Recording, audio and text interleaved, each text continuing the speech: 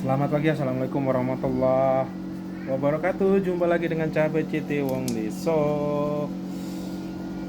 Saya habis anterin Mas Bumi, terus nyiapin wondes, mantau-mantau. Ternyata ada beberapa hal yang ya diketemukan.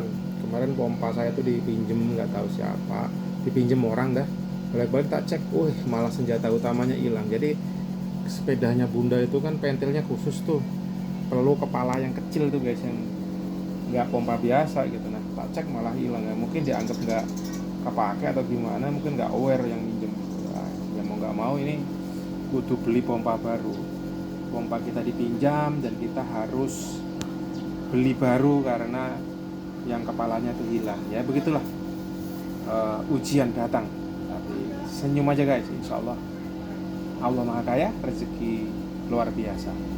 Nah, sambil nongkrong-nongki, saya tuh lagi mantau jeruk saya. Kita dibubutin suketnya. Kegiatan seperti ini ternyata kegiatan yang membahagiakan, guys. Jadi wong tani gitu ya. Biyen zaman saya di kampung, kalau ngikut bapak saya kebon, mama saya ke kebon gitu tuh, saya tuh apa? Nggak ikut begal, tetapi saya melu turu, bro. Yang teringat banget, yang masih terngiang-ngiang banget di seakan-akan kayak kamera di setel ulang gitu guys. Saya waktu itu melu bapak mama begal di Gunung Batok. Nah, beliau-beliau sambil nyangkul ngobrol gitu kan. Saya yang teringat itu saya beber daun pisang atau jari mama yang buat gendong itu saya pakai untuk rebahan.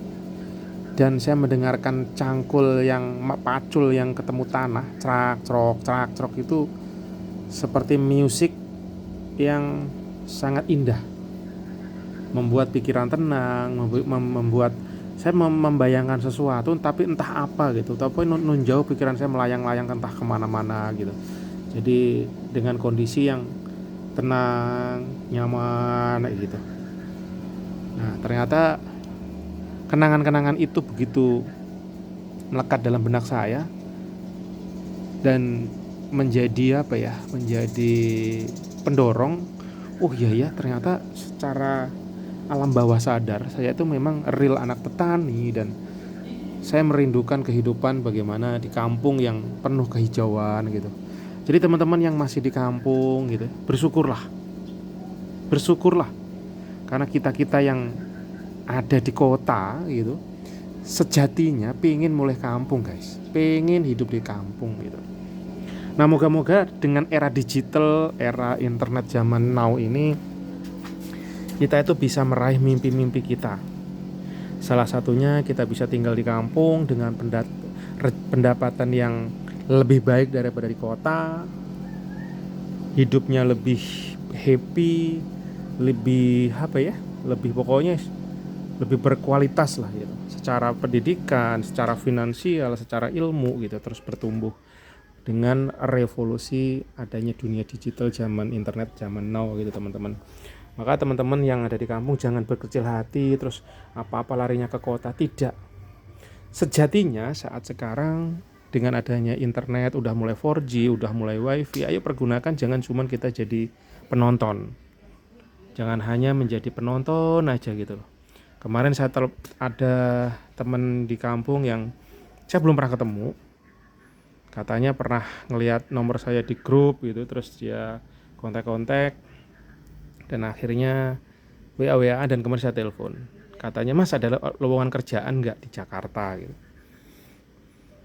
Saran saya, langsung saya jawab, saya jelasin, "Mas bro, kalau saya saranin jangan ke Jakarta.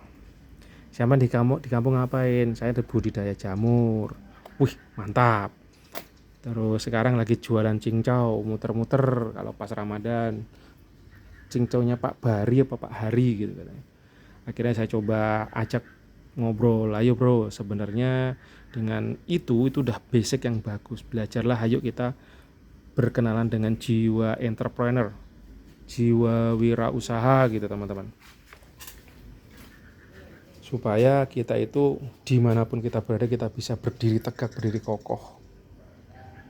Kita menciptakan source money bukan mencari dari bekerja dengan orang lain, tapi justru kita menciptakan peluang pekerjaan.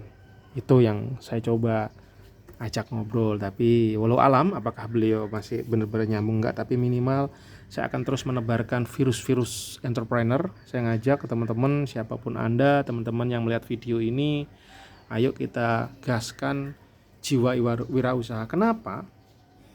Karena Indonesia ini jumlah penduduknya itu udah 230 jutaan. Itu yang terdata ya. Yang nggak terdata walau alam. Itu mayoritas pencari kerja. Penyedia lapangan kerja itu cuma kurang lebih 3-4%. Bayangin. Yang memerlukan pekerjaan dahsyat. Bahkan bisa dibilang over pekerja lah kalau bahasa kitanya. Jadi yang mencari pekerjaan overdosis dibandingkan yang punya pekerjaan. Satu sisi kita mengenaskan, tapi satu sisi ini justru peluang teman-teman. Sekarang kita Indonesia dibombardir dari produk dari luar negeri, dari manapun bisa masuk Indonesia dengan was-wus. Sedangkan kita hanya jadi penikmat.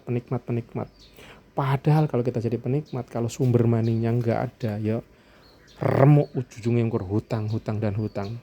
Dan efeknya apa? Ekonomi, memang kita lemah di ekonomi. Nah, salah satunya untuk membalikannya adalah dengan berjiwa wirausaha. Contohnya petani-petani kita ini cenderung hanya menjadi petani biasa. Sedangkan zaman internet gitu ya, zaman digital, petani juga kudu memiliki jiwa wirausaha. Bagaimana caranya kualitas produk pertaniannya dijual lebih tinggi. Contoh dah, saya ini sehari-hari, nah itu, saya memerlukan labu segitu tuh guys, 100 biji itu bisa 400.000 kali ya. Sedangkan kalau di kampung saya, labu ini harganya murah sekali. Bukan 1.000 aja satu biji, belum tentu, nggak tahu laku apa enggak ya. Tetapi di Jakarta harganya tinggi. Nah, gimana caranya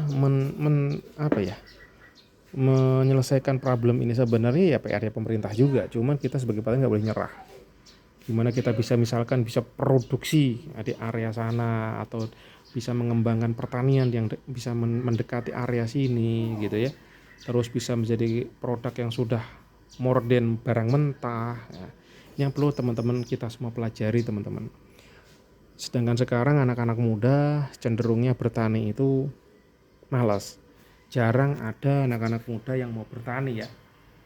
Padahal pertanian itu akan terus laku pada saat orang manusia masih hidup, karena butuh makan. Yang perlu diubah adalah gaya bertaninya. Saya ingat kalau di kampung gitu ya, saudara-saudara kita yang ada di kampung itu kalau bekerja itu luar biasa. Berangkat pagi pulang malam. Tapi dari dulu sampai sekarang gaya bertaninya, cara bertaninya ya seperti itu. Jadi kemajuannya itu sangat-sangat pelan. Bahkan cenderung cukup aja udah bersyukur alhamdulillah gitu ya. Nah, kayak gini perlu terobosan teman-teman. Ayo yang masih muda-muda perlu berpikir bagaimana ya cara bertani yang berlandaskan jiwa entrepreneurship. Nah, kalau jiwa entrepreneur berarti kan bertani iya, tapi cara memasarkannya seperti apa, kita bikin komunitasnya, bikin bagaimana bisa menjualnya biar harganya lebih tinggi lagi, bla bla bla bla, sampai menjadi sistem, sampai menjadi pokoknya usaha yang dahsyat. Nah, ini PR kita teman-teman yang masih muda-muda, generasi penerus. Kalian jangan hanya jadi generasi yang penonton, kalian jadi kreator handal. Kalau boleh nonton YouTube, nonton TikTok, tapi jangan cuma penontonnya. Ayo kita jadi kreator behind the scene-nya, di belakangnya, supaya kita bisa maju bersama-sama. Itu sih teman-teman keresahan hati saya pagi ini. Ini Bunda udah dari pasar. Udah? Mau ngedit? Oke, lanjutkan. Pokoknya udah beli masakan buat 2 hari. Terus udah konten, terus aku mau ngedit buat YouTube. Oke, ngonten nggak usah edit banyak-banyak. Enggak, aku nggak banyak-banyak. Yang penting konsisten aja. Pokoknya kita 100 video per hari. biar dapat 4.000 rupiah. Emang iya harus 100 video. Ya misalkan view saya 20 orang, untuk mendapatkan 1.000 berapa video, nah kurang lebih begitu. Jadi teman-teman, tapi ya kalau kita enjoy menikmati, bahwa terus kita berlatih, bahwa saya tadi sempat ngomong ke Bunda Bun, zaman now ini adalah content is a king, gue bilang. Ini bahasa ini sebenarnya udah lama banget saya mendengar, saya dengar, saya baca gitu ya. Dan sekarang baru tersadar bener-bener bahwa oh iya beneran ya, kita jualan itu di Wondes yang sangat kita butuhkan adalah konten untuk mempengaruhi pembeli supaya Sagoceng. termehek-mehek membeli produk kita. Oke, sekian dulu. Next video selanjutnya pokoknya jadi petani sing cuair unlimited.